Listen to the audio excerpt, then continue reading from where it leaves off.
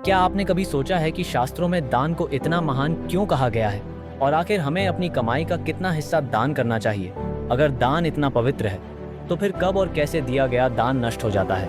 आज के इस वीडियो में हम जानेंगे गीता और धर्मशास्त्रों में बताए गए दान के रहस्य। शास्त्रों के अनुसार कमाई का कितना हिस्सा दान करना चाहिए और दिया दान कब नष्ट हो जाता है। हिंदू धर्म के साथ साथ कई अन्य धर्मों में भी दान करने की बात कही गई है।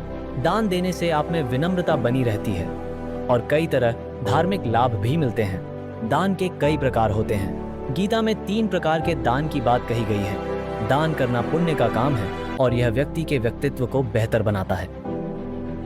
ऋग्वेद के अनुसार दान करने का फल यज्ञ करने के फल के समान होता है।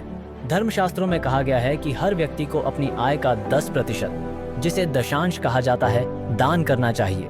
भगवद गीता में दान को 3 प्रकारों में विभाजित किया गया है: सात्विक, राजसिक और तामसिक। दान देने का मन में पश्चाताप या अश्रद्धा होने पर वह दान नष्ट हो जाता है।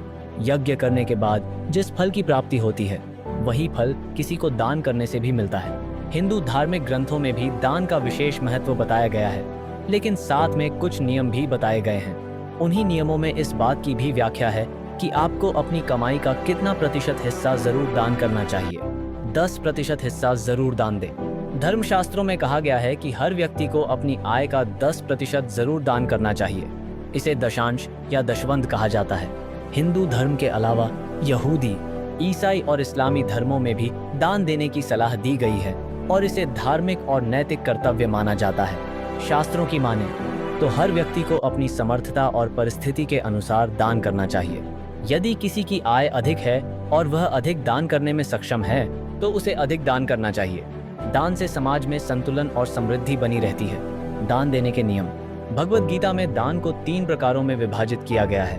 पहला दान है सात्विक दान, सात्वता, जो बिना किसी अपेक्षा के और सही स्थान और समय पर किया जाता है।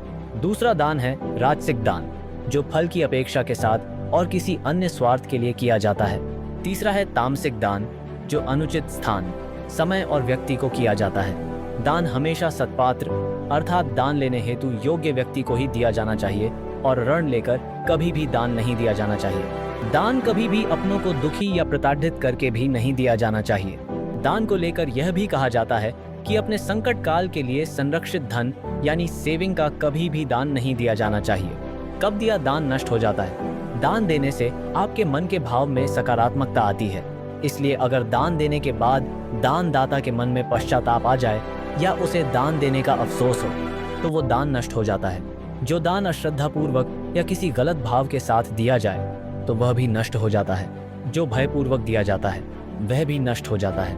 ऐसा दान जो स्वार्थपूर्वक अर्थात दान देने वाले से बदले में कुछ अपेक्षा रखकर दिया जाता है तो वो भी नष्ट हो जाता है। दान केवल देने का नहीं बल्कि भावना का विषय है। सच्चे मन और श्रद्धा से किया गया दान ही पुण्य का मार्ग बनता है। याद रखिए, स्वार्थ, भय या पश्चाताप से किया गया दान नष्ट हो जाता है। अगर आपको यह ज्ञानपूर्ण वीडियो अच्छा लगा हो तो उससे लाइक सेंड और शेयर कर और चैनल को सब्सक्राइब करें ताकि ऐसे ही आध्यात्मिक ज्ञान आप तक पहुंचते रहें।